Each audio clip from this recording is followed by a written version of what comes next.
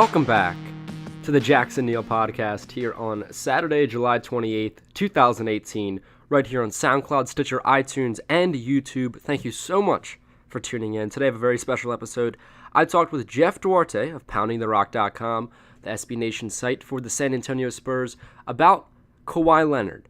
Now that he's been traded to the Toronto Raptors, just the whole saga of what happened with him in San Antonio, what's going to happen with him moving forward, and just all the craziness that surrounded him in the past year or so. I talked with Jeph about all of that and more. You had your article on Pounding the Rock discussing Kawhi Leonard and going forward for him. Where do you think Kawhi is at in his career right now? He's in a kind of a dangerous spot, actually. I mean, he was the one player that I can think of off the top of my head who had elevated his game in every season up until the most recent season. And, he's been battling injury, almost every season in some form or fashion, whether it be a broken finger or the year he had like pink eye at the beginning of the season. But this last season for him was detrimental. And I think it was, it's got to be detrimental as an athlete to miss that much time to be able to build on what you've got and have to work, specific muscle groups or whatever, just to get where you're at, just to get back to mobility.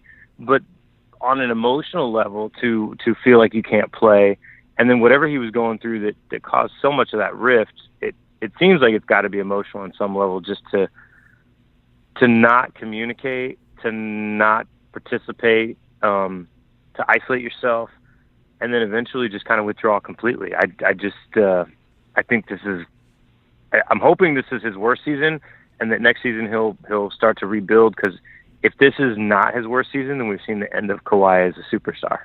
Mm-hmm. Yeah, it was just this really odd season for him. We've never seen really anything like this, someone at that level just not playing the game. He said it was due to injury, but it just seemed like he was just sitting out there. In your article, you mentioned that there might have been some outside forces, from this guy named Uncle Dennis.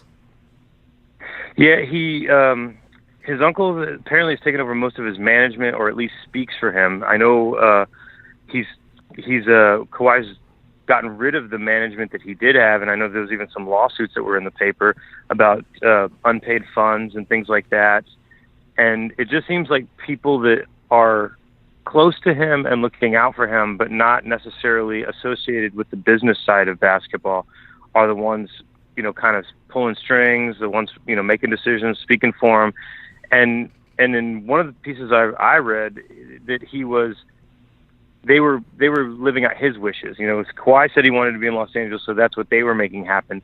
But I feel like they were just making the worst version of that happen, to kind of push the Spurs in the position they did, to publicly say we won't go to any team other than this, to ruin what could have been a fruitful trade for both the Spurs and Kawhi.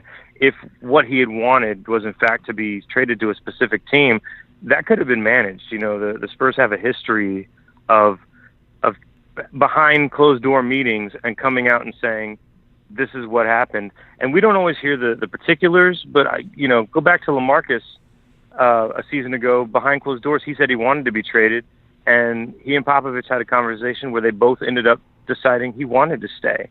And that was great for the Spurs. But if LaMarcus had said, no, I absolutely 100% do not want to be in San Antonio, I believe that the Spurs would have found a way to trade him. But by doing it behind closed doors and not saying, no, I'll only go to this one team or I'll only do this one thing, then, you don't force the hand of the Spurs. Mm-hmm.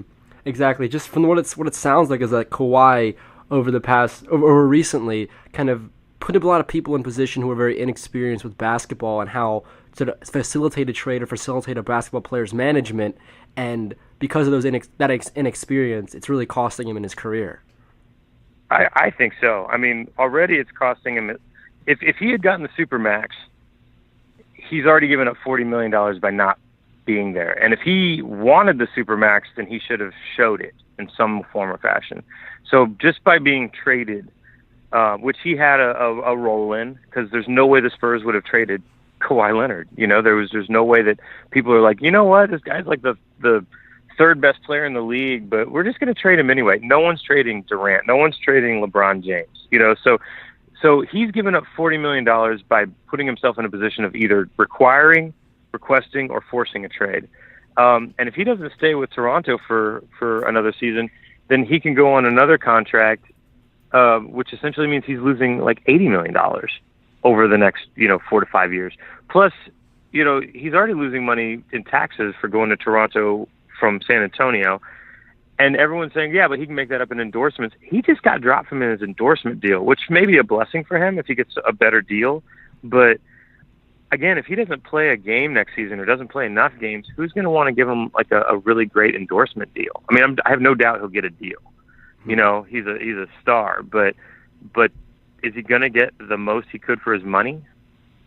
Exactly, and that's something I think is one of the more interesting parts about this whole saga going on with him is that shoe endorsement deal, because it's a very critical point in an NBA player's career nowadays, because with a salary cap, even though it's gone up, you can only make a certain amount of money as an NBA player, whereas the shoe deal offers a lot more cash, and he just is coming off one of his worst season in his career, and now he's up for this shoe contract.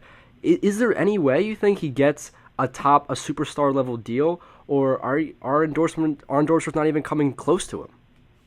No, I don't think so. I think he's gonna have to realize at some point that the bridges are being burned.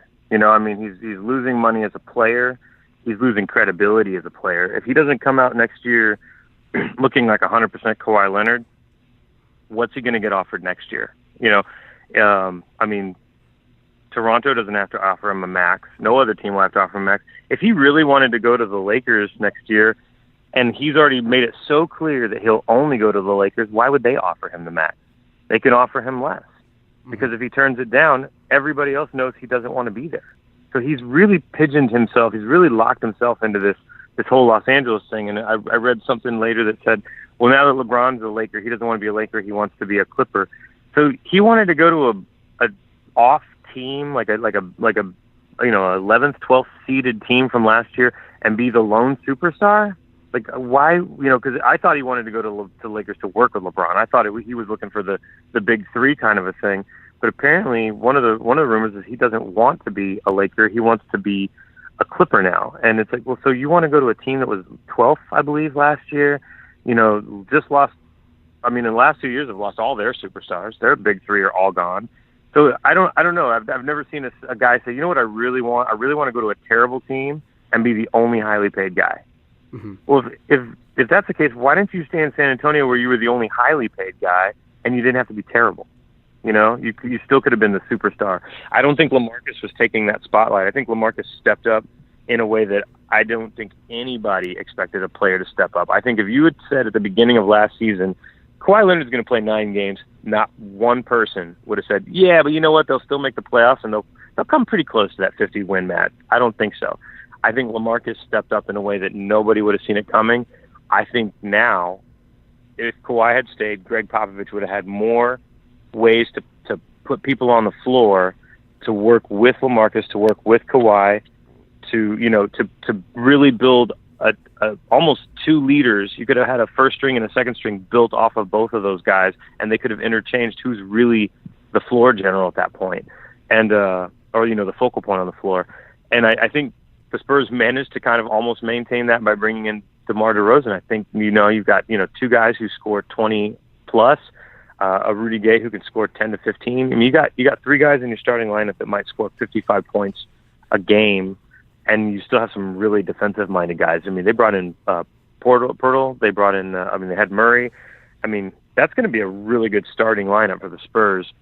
And I don't think anyone in the NBA would have said, you know what, if you lose your superstar, you'll probably do just fine.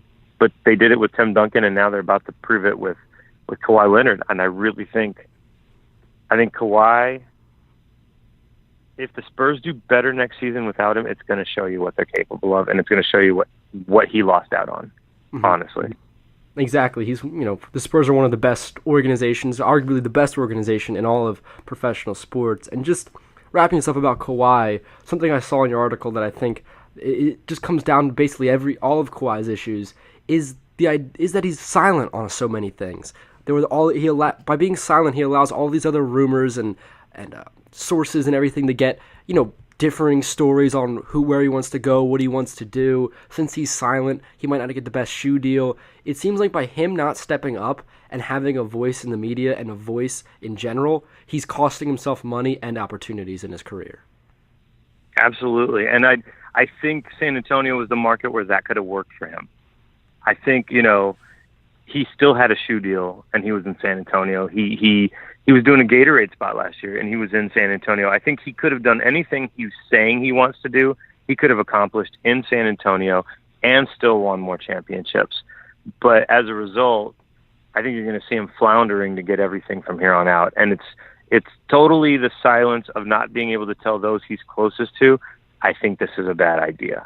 Mm-hmm. I think he needs advice from somebody who would have known. And David Robinson tried to call him, and he didn't return calls. Popovich reached out to him, and they went cross country to find him. Apparently, they were shuffling him around so he could not have one-on-one private meetings with Pop because they didn't want happening to LaMarcus to happen to Kawhi. I think there's something detrimental and just dangerous about the way they've handled his entire career this year. And at some point, I know he's a young guy, but you got to say, this is not a good idea. You guys are doing something bad. This is really going to hurt my career in some form. And the fact that he won't do that or can't do that, that pretty much is going to put the nail in the coffin for him. Mm-hmm. Exactly. Well, Jeph, I want to say thank you so much for coming on the podcast. Thank you. Where can we find your stuff at? We are at poundingtherock.com. I do a daily open thread. I also do a couple of series of pieces on the jerseys that are hanging in the rafters. I do a lot of stuff with the numbers. But Pounding the Rock has a lot of great writers, and there's always content out there. Again, a big thank you to Jeph for coming on to the show. Remember to check out his stuff on poundingtherock.com, the San Antonio Spurs site for SB Nation. Follow him on Twitter at Jeph, Jeph_Duarte, Duarte. For links to his stuff on poundingtherock.com and a link to his Twitter, check out in the description on whatever platform you are using, and you will find that in the description. That will wrap it up for this edition of the Jackson Neill Sports Podcast. Thank you so much for listening in. Remember, you can catch this podcast, the Jackson Neill Music Podcast, which will be having guests just like this one pretty soon, right here on SoundCloud, Stitcher, iTunes, and YouTube throughout the week. Then, once a week, now it's on Wednesdays, the Anything Goes to Jackson Neill radio show on 107.9 FM WRML. You can catch the podcast with all the interviews from the show where I interview musicians right here in the same exact podcast feeds. Have a really cool episode coming up with L.A., the awesome R&B/rapper, as well as Elias Abid. He's a longtime producer, but just started releasing his own solo stuff. That's coming this Wednesday. Also, follow me on Twitter and Instagram at JacksonNeill20 to catch links, snippets of interviews, and much more. You can see all of that great stuff down in the description. Thank you so much for tuning in. I'll see you all next time.